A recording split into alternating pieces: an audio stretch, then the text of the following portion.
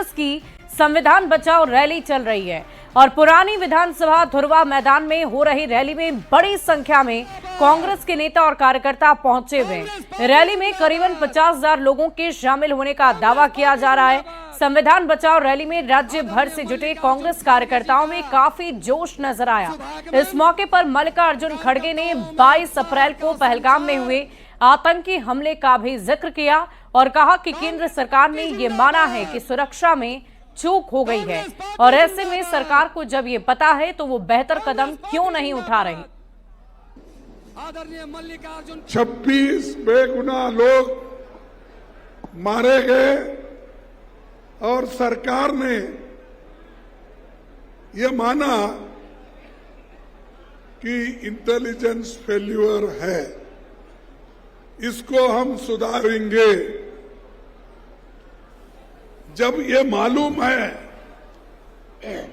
आपको तो आप अच्छी व्यवस्था क्यों नहीं करें, ये हमारा पहला सवाल है। और मुझे ये भी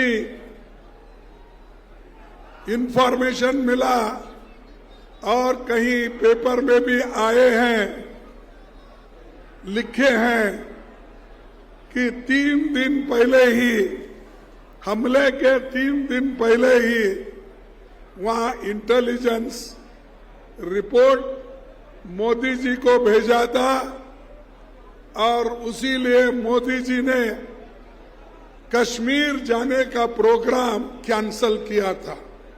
ये मैं एक पेपर में पढ़ा।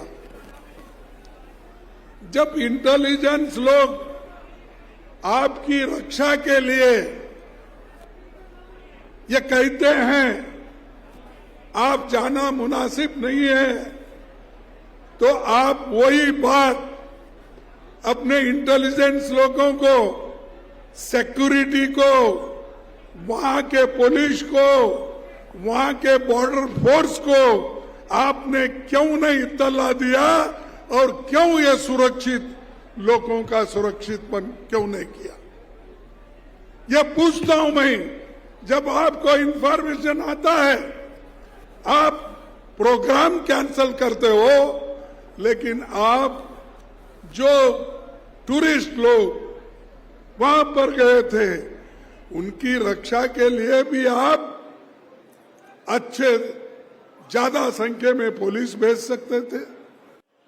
हम डरेंगे नहीं, झुकेंगे नहीं, और कोई झुकाने की कोशिश करा तो वो खुद ही झुक जाएंगे हमारे पास। अब आपको ये मालूम है कि ये जाति जनगणना में सरकार झुकी। अरे झुकाने वाला चाहिए, सरकार झुकती है, सरकार झुकती है, झुकाने वाला चाहिए। वैसा हमारे राहुल गांधी जी ने इस सरकार को झुकाया। आपके शक्ति पे, आपके आशीर्वाद से, आपके सपोर्ट से हमने काम किया और ये लोगों के लिए किया, हमारे घर के लिए नहीं है, किसी के घर के लिए। वैसा ही नेशनल हेराल्ड पेपर देश के स्वतंत्रता की लड़ाई में लड़ने के लिए जो पंडित जवाहरलाल नेहरू जी 10 साल जेल गए, कोई गया बीजेपी में? याद है आप लोगों को? आजादी के लिए कोई लड़कर जेल गया है बीजेपी में, जनसंघ में, आरएसएस में गया कोई? फिर ऐसे लोग देशभक्ति का पाठ हमको पढ़ाते हैं। वो कहते हैं कि खुद देशभक्त हैं, हम सब लोग जो सही बोलते हैं वो गद्दार हैं। यहां तक कि हमको ही नहीं, अगर कोई अच्छा लिखता है उसको गद्दार ठहरा करके जेल में डालते हैं। कोई अच्छा बोलता है, कोई अच्छा कवि है, उसको भी जेल में डालते हैं।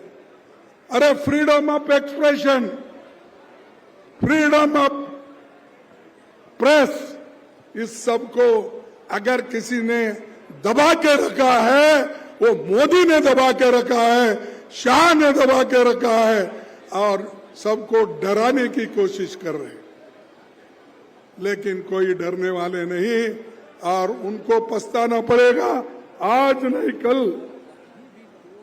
उनको ये देखना पड़ेगा। ईडी का केस कर रहे हैं, सीबीआई का केस कर रहे हैं, ईडी में 200 केसेस।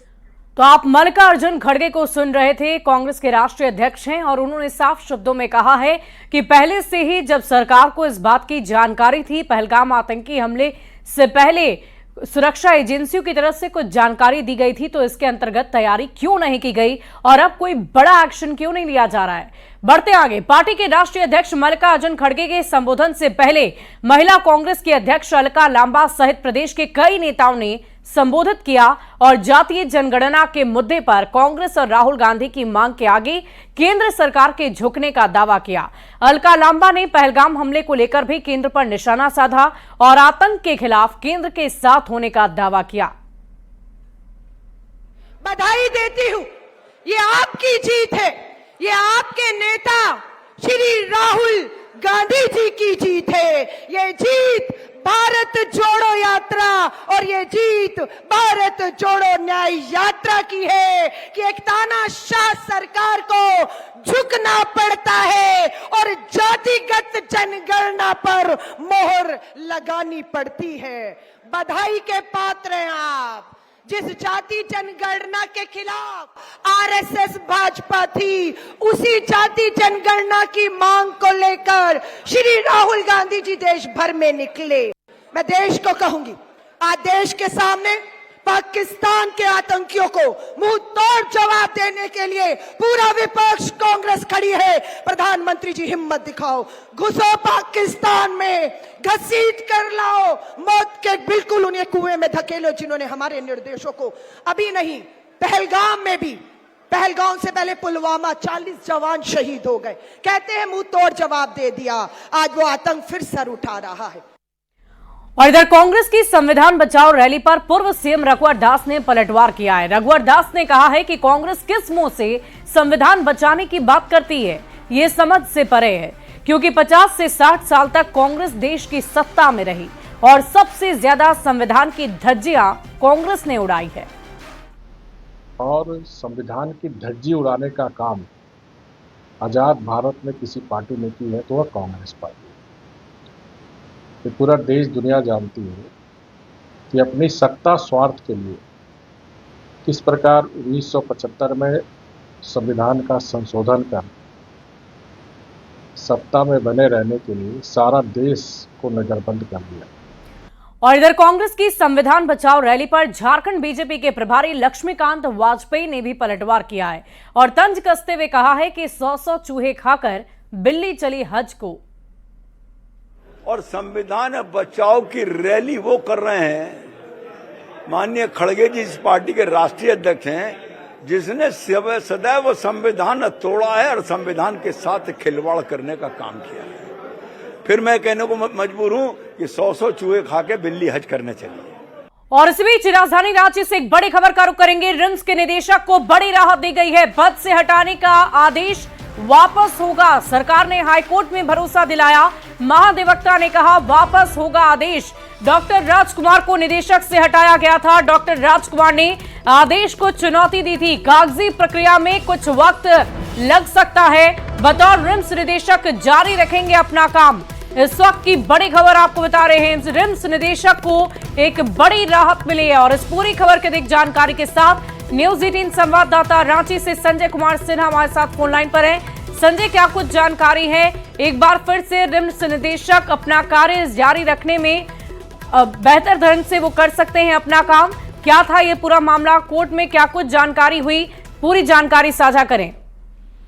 देखिए, झारखंड हाईकोर्ट से आज रिम्स निदेशक जो डॉक्टर राजकुमार उन्हें बड़ी राहत मिली है। उन्हें जिस तरीके से पद से हटाया गया था, उन्होंने सीधे कहा था, कोर्ट में चुनौती याचिका दाखिल की थी और ये कहा था कि उन्हें पद से जो हटाया गया है उन्हें पक्ष रखने का मौका नहीं दिया गया और बगैर मौका दिए ही अपना पक्ष रखे ही पद से हटाने का जो है वो आदेश जारी किया गया। तो इसी को उन्होंने झारखंड हाईकोर्ट में चैलेंज किया था। हाईकोर्ट में सुनवाई की थी, पिछली सुनवाई हुई थी और पिछली सुनवाई के बाद अब जो आखिर में जो है आज जो कोर्ट से फैसला आया, कोर्ट ने साफ कहा है कि सुनवाई के बाद जो राज्य सरकार के महाधिवक्ता हैं उन्होंने कहा कि ठीक है, राज्य सरकार और रिम्स प्रबंधन की ओर से जो आदेश पत्र जारी किया गया था उस आदेश पत्र को वापस लिया जाएगा और चूंकि वो अपना योगदान दे चुके हैं तो अपना काम करते रहेंगे। लेकिन जो प्रक्रिया होती है आदेश को वापस करने की, उसमें भले ही कुछ समय लगे लेकिन वो अपना काम करते रहेंगे। लेकिन देखिए, सबसे बड़ी बात है कि डॉक्टर राजकुमार जो हैं वो बार बार जो इस बात को उठा रहे थे कि उन्हें वो रिम्स के विकास को लेकर तमाम काम को कर रहे थे और साथ में जो रिम्स सीनियर डॉक्टर हैं उनके प्रमोशन को लेकर के भी वो कई चीजों को लेकर मुखर थे। जाहिर है कि उनकी लेंथ लाइन सरकार की लेंथ लाइन से अलग थी और इसको लेकर के स्वास्थ्य मंत्री जो हैं उन्होंने उनका कहना था कि वो एक अलग धारा में चल रहे हैं और उन्हें सरकारी मशीनरी के तहत चलना होगा और उसको लेकर आदेश जारी किया था। आदेश जारी करने के बाद सीधे डॉक्टर राजकुमार की ओर से झारखंड हाईकोर्ट में याचिका दाखिल। चलिए, बहुत शुक्रिया संजय हमारे साथ जुड़ने के लिए, तमाम जानकारी के लिए। तो आपको पूरी जानकारी हम दे रहे थे कि एक बार फिर से बतौर रिम्स निदेशक राजकुमार जी अपनी जो कार्य है उसे जारी रख सकते हैं और अपना काम दोबारा से शुरू कर सकते हैं। भले ही कागजी प्रक्रिया में थोड़ा वक्त लग सकता है। बढ़ते आगे, झारखंड में लव जिहाद और धर्मांतरण के मुद्दे पर भी रघुवर दास ने हेमंत सरकार पर जोरदार हमला किया है। न्यूज 18 की खबर का हवाला देते हुए रघुवर दास ने कहा कि कोई ऐसा जिला नहीं जहां धर्मांतरण नहीं हो रहा है। उन्होंने ये भी कहा कि राज्य की सरकार को दो टोपी वाला चला रहा है और आने वाले दिन में झारखंड की संस्कृति पर एक बड़ा हमला हो सकता है। आप लोग दिखाते रहते हैं कि धर्मांतरण बड़ी जोर शोर से हो रही है। अभी न्यूज 18 के टीवी में ही मैंने देखा कि गुमला में कोरवा जाति के लोग को धर्म परिवर्तन करा दिया। कोई ऐसा जिला नहीं है जहां बड़े जोर शोर से धर्म परिवर्तन चल रही है। इस राज्य को दो टोपी चला रहा है और दोनों विदेशी धर्म को मानने वाले, और यही कारण है कि आने वाले समय में जो झारखंड की संस्कृति है, जो हमारी सभ्यता है झारखंड की, कहीं ना कहीं इस संस्कृति पर बहुत बड़ा हमला हो रहा है। और देखिए, झारखंड में दो टोपी वाले सरकार चला रहे हैं। रघुवर दास के इस बयान के बाद सियासी बवाल मच गया है। जेएमएम प्रवक्ता मनोज पांडे ने रघुवर दास पर पलटवार किया और ये कहा कि हो सकता है कि वे अपनी ही पार्टी के कुछ मुस्लिम नेताओं के बारे में बोल रहे हों। लगता है रघुवर दास जी किस ओर इशारा कर रहे हैं। हो सकता है मुख्तार अब्बास नकवी की तरफ इशारा हो सकता है चिराग पासवान अक्सर टोपी लगा के इफ्तार चाहे कोई भी दिखते हैं, तो बहुत सारे टोपी वाले उनके दल में भी हैं, हो सकता है उनकी तरफ इशारा हो। लेकिन रघुवर दास जी इस तरह के अनर्गल प्रलाप इसलिए करते हैं कि मीडिया में जगह मिल जाए, क्योंकि लड़ाई है ना, वहां द्वंद्व है बाबूलाल मरांडी से, चंपाई सोरेन से, तो एक त्रिकोणात्मक द्वंद्व दिखता है पार्टी में और सभी में होड़ मची हुई है कि ऐसा कुछ बोलो कि मीडिया में जगह मिले। और देखिए, धर्मांतरण के मुद्दे पर सियासत धधक रही है। लगातार सामने आ रहे धर्मांतरण के मामले पर झारखंड बीजेपी के प्रभारी लक्ष्मीकांत वाजपेयी ने कहा है कि धर्मांतरण के खिलाफ जो कानून है उसके हिसाब से सरकार को कार्रवाई करनी चाहिए, क्योंकि लोकतंत्र में धर्मांतरण की किसी को आजादी ही नहीं है। अगर सरकार इनके खिलाफ कार्रवाई नहीं करती है तो जनता इनका हिसाब कर देगी। लोकतंत्र में ऐसा भी अधिकार नहीं मिला हुआ है कि धर्म परिवर्तन किया जाए और इस तरीके से किया जाए। और धर्म परिवर्तन को रोकने के कानून अगर राज्य सरकार नहीं रोक रही तो राज्य सरकार की गलती है, ये राज्य सरकार के अधिकार क्षेत्र में आता है। लेकिन आज ज्वलंत प्रश्न हमारे सामने है पहलगांव, और पहलगांव के बाद आतंकवादी घटनाओं का जवाब देना, तो हम उस पर जवाब पहले देंगे प्राथमिकता पर। सर, सबसे बड़ा मुद्दा यह है कि यहाँ लगातार आप देख रहे हैं कि झारखंड में धर्म परिवर्तन हो रहा है। नहीं, धर्म परिवर्तन के लिए कानूनी कार्रवाई अगर सरकार नहीं कर रही तो समय आने पर सरकार भी उसका परिणाम देगी। इधर लव जिहाद और लैंड जिहाद को लेकर दिए गए रघुवर दास के बयान पर प्रदेश कांग्रेस ने अपनी प्रतिक्रिया दी है। प्रदेश कांग्रेस प्रवक्ता किशोरनाथ शाहदेव ने कहा है कि रघुवर दास मुख्यमंत्री के साथ साथ राज्यपाल जैसे जिम्मेदार पदों पर रहे हैं और ऐसे में उन्हें इस तरह का बयान शोभा नहीं देता। कि रघुवर दास जी मुख्यमंत्री, राज्यपाल जैसे संवैधानिक पदों पर रहे हुए व्यक्ति हैं और वो असंवैधानिक बात करते हैं कि टोपी वाला राज्य को चला रहा है। बड़ा ही दुर्भाग्यपूर्ण बात है कि जो व्यक्ति संवैधानिक पद पर इतने महत्वपूर्ण जगहों पर रहते हुए और इस तरह की ओछी बात करता है। अगर देश के अंदर में विदेशी घुसपैठिया है तो इसके लिए जिम्मेवार बीजेपी है, और देश के अंदर में कई राज्यों में उनकी सरकारें हैं। क्यों नहीं वहां से पाकिस्तानियों को और दूसरे विदेशी जो है उनको बाहर का रास्ता वो दिखाते हैं। बढ़ते आगे, पहलगाम में आतंकी हमले के बाद देश भर में सुरक्षा को लेकर 7 मई को मॉक ड्रिल किया जा रहा है, और जिसके लिए केंद्रीय गृह मंत्रालय ने सभी राज्यों को तैयारी के जरूरी दिशा निर्देश दे दिए हैं।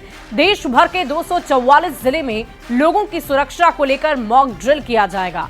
झारखंड में भी कल कई जगह जैसे स्कूल, रेलवे स्टेशन, बस अड्डा सहित भीड़भाड़ वाले इलाकों पर मॉक ड्रिल होगी, जिस पर बीजेपी ने कहा है कि वो इस मामले में राज्य सरकार के एक्शन के साथ है। तो सत्ताधारी जेएमएम का भी ये दावा है कि देश की सुरक्षा को लेकर केंद्र सरकार के हर फैसले के साथ सभी विपक्षी दल हैं। एडवाइजरी सभी राज्यों के लिए जारी हुआ है।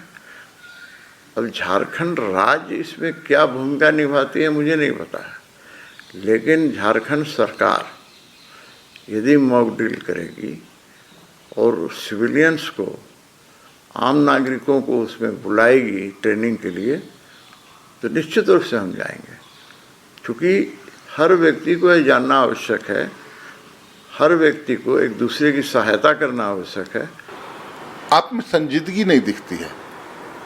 आप सभी लोगों को विश्वास मिले, तमाम विपक्षी नेताओं ने, हमारे नेता ने भी, हमारी पार्टी ने भी आपको खुली छूट दी है कि हम सब आपके साथ हैं संकट की इस घड़ी में, लेकिन दुश्मनों को और दुश्मन देश को सबक सिखाना है, लेकिन उसमें गंभीरता दिखनी चाहिए।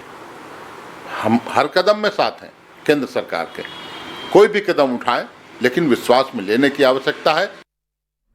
और इस बीच बोकारो से एक बड़ी खबर का रुख कर लेंगे। ईडी की जांच का बढ़ा है दायरा। बोकारो स्टील में ईडी की दबिश देखी गई। नगर सेवा भवन में ईडी की दबिश। तेतुलिया में जमीन घोटाले से जुड़ा हुआ मामला। महाप्रबंधक एके सिंह के दफ्तर में जांच जारी है। चास में महेश नागिया के घर भी रेड पड़ी। जमीन कारोबारी है महेश नागिया। तो ईडी की जांच का दायरा बढ़ गया है। बड़ी खबर आपको बता रहे हैं बोकारो से, जहां ईडी की दबिश लगातार देखे जा रही है। बोकारो स्टील में ये ईडी की दबिश पड़ी है। नगर सेवा भवन में ईडी की दबिश, जगह जगह पर छापेमारी लगातार जारी है। और देखिए इस पूरी खबर की अधिक जानकारी के साथ बोकारो से न्यूज 18 संवाददाता मृत्युंजय कुमार हमारे साथ फोन लाइन पर है। मृत्युंजय, क्या कुछ जानकारी है, कहां पर इस वक्त रेड चल रही है और कितना वक्त बीत चुका है, अब तक किसी तरह की कोई जानकारी आपके पास? देखिए, मैं आपको बता दूं कि तेतुलिया मौजा वन भूमि घोटाले मामले को लेकर ईडी की ये दूसरी दबिश जो है बोकारो में आज शुरू हुई है। वहीं अगर बात करें तो चास के राणा प्रताप नगर में महेश नागिया के घर पर ईडी की दबिश लगातार जारी है सुबह 8 बजे से। वहीं बोकारो स्टील के अभिलेख एवं भू आवंटन विभाग के महाप्रबंधक एके सिंह के कार्यालय में 7 सदस्यीय ईडी की टीम पहुंची है। आपको बता दें कि इससे पहले बोकारो स्टील के जो एडीएम बिल्डिंग, वहां बोकारो जो ईडी की टीम गई, वहां से फिर नगर सेवा भवन पहुंची है। यही जानकारी आपको बता दें कि बोकारो स्टील के का जो जमीन है वो पूर्व में जो बिहार सरकार थी उसने अधिग्रहण करके दिया था। जिसके बाद बोकारो स्टील ने लगभग 1500 एकड़ जमीन अधिग्रहित कर लिया। उसके बाद 750 का यूज किया, बाकी जमीन उसे वापस करनी थी। लेकिन 68 से लेकर 80 तक लगातार पत्राचार किया गया। उसके बाद जब नया सर्वे हुआ तो बोकारो स्टील की तेतुलिया वन भूमि की जमीन जो है बोकारो स्टील के नाम से चढ़ा दी गई। लेकिन उसके बावजूद बोकारो स्टील के अधिकारियों के द्वारा इस जमीन का एनओसी दे दिया गया जमीन माफियाओं को। इसी मामले को लेकर ईडी जांच कर रही है कि आखिर जब बोकारो स्टील को वन भूमि दी गई थी तो उसे वन विभाग को वापस करना चाहिए था, लेकिन इसमें बोकारो स्टील के अधिकारियों ने मिली भगत कर एनओसी दे दिया, जिसका लाभ सीधे सीधे माफियाओं को मिला और वो पूरा प्रोसेस स्टार्ट किया, जिसके चलते जमीन की रजिस्ट्री हुई, जमीन की जमाबंदी हुई। इसी मामले को लेकर ईडी लगातार दबिश दे रही है। हम कह सकते हैं कि जो दायरा है वो धीरे धीरे बढ़ता जा रहा है। अब देखना यह है कि बोकारो स्टील के अधिकारियों की संदेहास्पद जो कारनामे हैं वो किस तरह सामने आते हैं। वाकई देखने वाली बात होगी मृत्युंजय कि इस पूरे मामले में जब ईडी की छापेमारी खत्म होती है तो क्या क्या कार्रवाई की जा सकती है और आगे क्या निकलकर सामने आता है। बहुत बहुत शुक्रिया आपका हमारे साथ जुड़ने के लिए। तेतुलिया वन भूमि मामले को लेकर ईडी ने आज फिर से बोकारो में दबिश दी है। ईडी की टीम बोकारो स्टील के नगर सेवा भवन पहुंच चुकी है। नगर सेवा भवन के इसी बिल्डिंग में महाप्रबंधक अभिलेख एवं भू आवंटन विभाग के अधिकारी AK सिंह के कार्यालय में जो ईडी की 7 सदस्यीय टीम वो यहाँ पर जांच पड़ताल कर रही है। हम तस्वीर दिखाना चाहेंगे आगे जाकर कि कहाँ से जो ईडी की टीम है वो अंदर घुसी है और ईडी की टीम जो है वो पूरे मामले की कागजात की जांच कर रही है। आखिर नगर सेवा भवन जो है ईडी की टीम क्यों पहुंची है वो जानना जरूरी है, क्योंकि बोकारो स्टील प्लांट के निर्माण के दौरान जो तत्कालीन बिहार सरकार के द्वारा वन भूमि सहित जो सरकारी भूमि है लगभग 1550 एकड़ जमीन जो है सरकार ने BSL को अधिग्रहण कर दिया था, जिसका 750 लगभग जमीन का यूज बोकारो स्टील ने किया। उसके बाद लगातार जो है सतनपुर मौजा की जमीन को वो वापस करने के लिए 68 से लेकर 80 तक पत्र लिखता रहा, जिसमें तेतुलिया वन भूमि भी शामिल था। और उसके बाद जो नया सर्वे हुआ, नया सर्वे में भी जो बोकारो स्टील की जो तेतुलिया मौजा की जो जमीन है उसका खतियान बन गया। बोकारो स्टील ने दावा किया कि 30 साल तक यह जमीन हमारे कब्जे में रही, तब जाकर उसका खतियान बना। लेकिन उसके बाद जो है बोकारो स्टील के द्वारा जमीन माफियाओं के साथ मिलकर इस जमीन का NOC दे दिया गया। बोकारो स्टील का कहना था कि यह जमीन हमारी नहीं है, लेकिन बोकारो स्टील की जमीन अगर नहीं थी तो बार बार पत्र क्यों लिखा जा रहा था, सबसे बड़ा सवाल है। इसी को लेकर ईडी की टीम यहां पहुंची है और इस दौरान जो DFO रजनीश कुमार हैं लगातार बोकारो स्टील के अधिकारियों को पत्र लिखते रहे कि हमारी जो जमीन है वन विभाग की उसको आप पूरी तरह से बाउंड्री करके या फिर सीमांकन करके हमें वापस करें, लेकिन बोकारो स्टील के अधिकारी लगातार इस बात को नकारते रहे। इसी मामले में जो ईडी की टीम है जो पूरे जमीन की जब जाँच करने लगी तो यह मामला सामने आया है कि बोकारो स्टील के अधिकारियों की भी इन्वॉल्वमेंट है। इसी को लेकर जो है आज जो ईडी की टीम है यहां पहुंची है और इसकी जांच कर रही है। तो हम कह सकते हैं कि जिस प्रकार से ईडी की दबिश तेतुलिया मौजा को लेकर लगातार बढ़ रही है, आगे यह संभावना बहुत अधिक नज़र आ रही है कि कई अधिकारी, कई सफ़ेदपोश और कई जो ज़मीन माफिया हैं इसके चंगुल में आ सकते हैं। क्योंकि आपको बता दें कि चास में भी जो है महेश नागिया के यहाँ लगातार छापेमारी चल रही है। तब देखना यह है कि बोकारो स्टील के अधिकारियों से ईडी किस तरह के कागजातों की मांग करती है, क्या कागजात मांगती है और किस प्रकार की पूछताछ करती है, यह आने वाले समय में पता चल पाएगा। मृत्युंजय कुमार, न्यूज़ 18 बोकारो। और इस बीच जमशेदपुर से आपको बड़ी खबर बताएंगे। दिन दहाड़े अपराधियों का तांडव देखा गया। हाता पेट्रोल पंप से लूट हुई है। पिस्टल की नोक पर लूटपाट की घटना को अंजाम दिया गया। हजारों रुपए लूटकर अपराधी मौके से फरार हो गए और लूटपाट की पूरी घटना CCTV कैमरे में भी कैद हो गई। बड़ी खबर आपको बता रहे हैं, जहां पर हाता में पेट्रोल पंप में लूटपाट की घटना को अंजाम दिया गया है। और ये कोई रात की तस्वीर नहीं बल्कि दिन दहाड़े उजाले में इस तरह की घटना को अंजाम दिया गया है। पिस्टल की नोक पर लूटपाट की घटना को अंजाम दिया गया। तस्वीरें आप देख पा रहे होंगे, अपराधी के हाथ में हथियार है और उसी के दम पर वो लूटपाट की घटना को अंजाम देता है और मौके से फरार हो जाता है।